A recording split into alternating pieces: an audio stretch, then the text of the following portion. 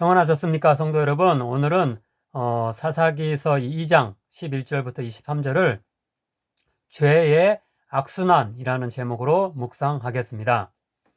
바로 앞에 1장 끝 단락에서 여호수아 세대가 모두 죽은 뒤에 다음 세대는 여호와 하나님을 알지 못하는 지경에까지 이르렀다고 했는데요. 이어지는 오늘 본문은 그 하나님을 알지 못하는 세대가 어떤 불신앙의 모습을 보이고 있는지를 설명하고 있습니다. 그들의 불신앙의 모습을 본문 11절에서 19절이 말씀하고 있는데요. 요약하자면 죄가 계속해서 악순환되는 모습이라고 할 수 있습니다. 죄의 악순환이라고 요약해서 말할 수 있겠습니다. 이 악순환의 구조는 크게 네 단계로 나누어지며 연속하여 반복되고 있습니다.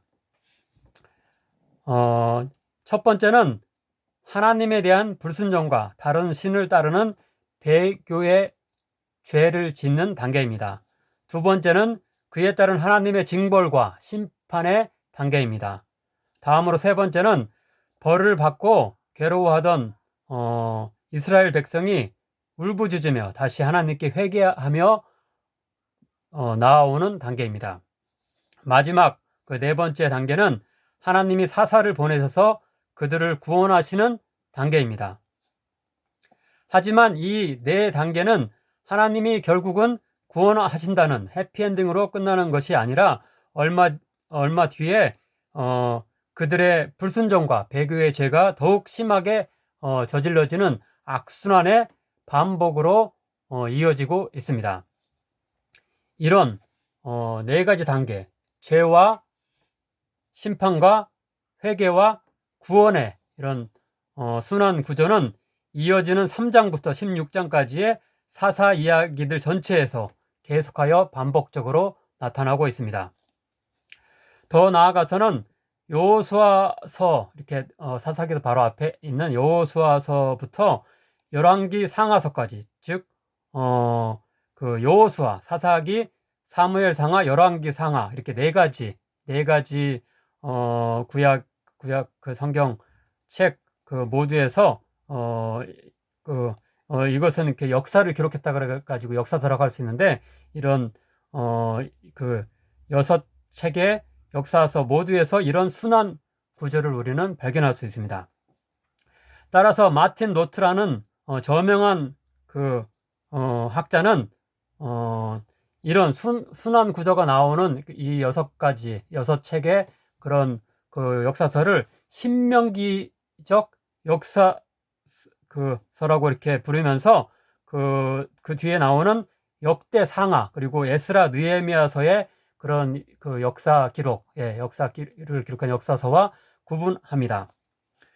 신명기적 역사서라고 부르는 이유는 모세 오경의 마지막 책인 신명기서, 특별히 신명기서 28장부터 30장에는 하나님이 주신 율법에 순종할 때는 복을 약속하시는 반면에 불순종의 죄를 범할 때는 저주, 곧 심판을 내리시겠다고 경고했는데, 후자의 죄와 그에 대한 심판의 두 단계를 기본 토대로 해서 이 신명기, 이렇게 그런 신명기에 죄와 심판의 두 단계에 덧붙여서 신명기 역사서의 그 저자, 그러니까 신명기 이후에 여호수아서부터 열왕기 상하서까지의 그 이르는 6책의 역사서를 기록한 신명기적 역사서의 저자가 회개와 구원의 단계를 그 신명기서에다가 그 회개와 구원을 이제 덧붙여 가지고 이렇게 신명기서의 죄와 심판에다가 그 신명기적 역사서 저자의 회개 구원을 덧붙여서 이렇게 네 가지 단계로 이렇게 이 네 가지 이 6 그런 그 역사서 책들이 이렇게 구성되기 때문에 그런 신명기적 역사서라고 지칭하는 것입니다. 이제 오늘 본문에서 신명기적 역사서의 전형적 구조로 알려진 이런 네 단계의 죄의 죄가 악순환되는 구조를 차례로 살펴보겠습니다. 첫째로 불순종과 배교를 저지르는 죄의 단계입니다. 이것은 본문 11절부터 13절에 나타납니다. 이스라엘 자손이 여호와의 목전에 악을 행하여 바알들을 섬기며 애굽 땅에서 그들을 인도하여 내신 그들의 조상들의 하나님 여호와를 버리고 다른 신들 곧 그들의 주위에 있는 백성의 신들을 따라 그들에게 절하여 여호와를 진노하시게 하였으되 곧 그들이 여호와를 버리고 바알과 아스다롯을 섬겼으므로. 바알이란 주 또는 주인이라는 뜻을 가졌는데 당시 가나안 땅에서 가장 많은 영향력을 미친 우상입니다. 날씨와 폭풍우 그리고 전쟁을 주관하는 신으로 여겨졌으며 따라서 기후에 영향을 많이 받는 당시 가나안 땅의 농경사회에서 특별히 중시되었을 것입니다.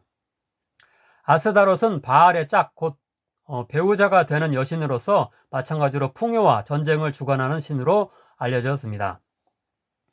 바알 숭배가 얼마나 강력했는지 사사기 시대보다 한참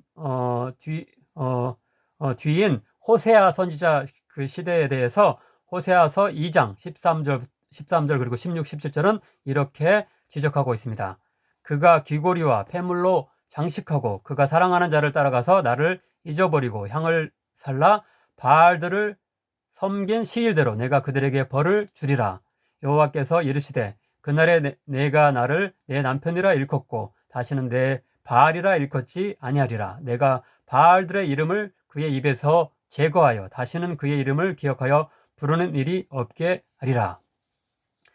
여호와 하나님을 바알이라고 혼용하여 부를 정도로 이스라엘의 배교가 심각했고 하나님은 이런 그들의 어떤 그 혼합주의적인 그런 그 신앙에 대해서 증오를 여기서 표현하고 계십니다.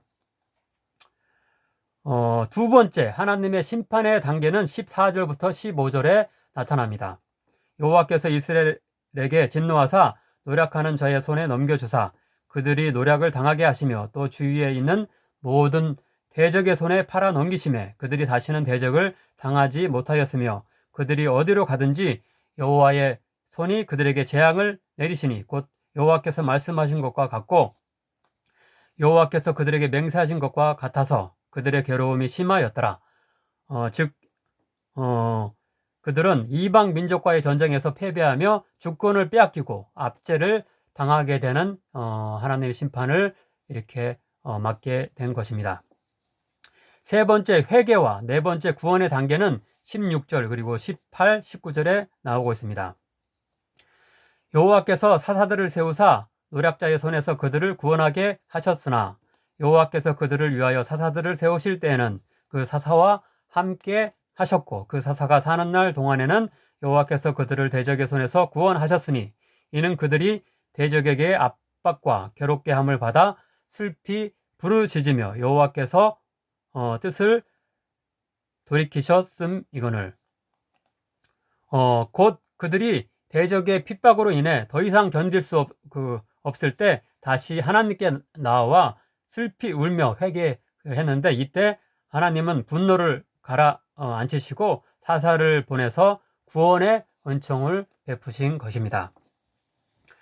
하지만 앞에서도 이렇게 말씀드렸듯이 전체 이야기는 사사를 통한 이런 해피엔딩의 마지막 구원으로 끝나지 않습니다. 다시금 그들이 죄를 범하여서 이 네 단계가 반복되는데요. 안타까운 것은 그 죄악이 점점 심해진다는 점입니다. 17절과 19절입니다. 그들이 사사들에게도 순종하지 아니하고 오히려 다른 신들을 따라가 음행하며 그들에게 절하고 여호와의 명령을 순종하던 그들이 조상들이 행하던 길에 속히 치우쳐 떠나서 그와 같이 행하지 아니하였더니 그 사사가 죽은 후에는 그들이 돌이켜 그들의 조상들보다 더욱 타락하여 다른 신들을 따라 섬기며 그들에게 절하고 그들의 행위와 패역한 길을 그치지 아니하였으므로.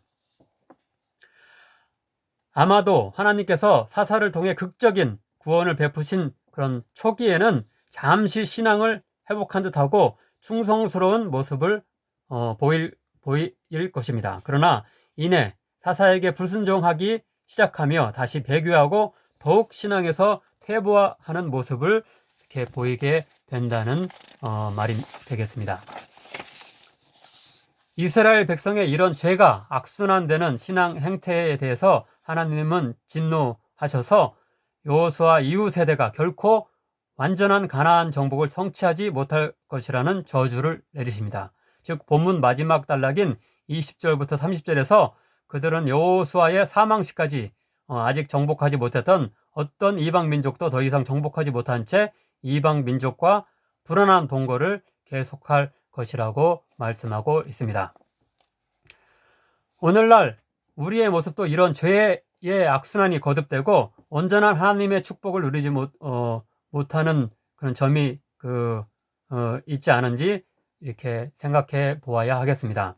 아무쪼록 우리들은 이런 죄의 악순환과 그에 따른 신앙의 퇴보가 아니라 하나님께 순종하고 헌신하는 일이 점차 늘어나는 선행의 선순환을 이루는 자들이 되길 간절히 바랍니다. 세월이 갈수록 더욱 성숙한 신앙인이 되며 날마다 보다 큰 하나님의 축복을 누리며 감격하는 그런 제목들이 늘어날 수 있는 자들 되길 축복합니다. 기도하겠습니다. 하나님, 오늘 사사기 말씀을 통해 죄가 악순환되며 신앙이 점점 퇴보하는 모습이 어떤 것인지 배울 수 있게 하시니 감사합니다. 우리 개인적으로 그리고 교회 전체적으로 이전 시기와 선배 세대의 신앙에서 후퇴하는 면이 있음을 고백합니다. 이 시대의 바알과 아스다롯인 경제적 풍요와 안정, 육체적 쾌락과 건강 등에 현혹되어서 하나님을 섬기는 열심히 점점 식어가진 않는지 반성합니다.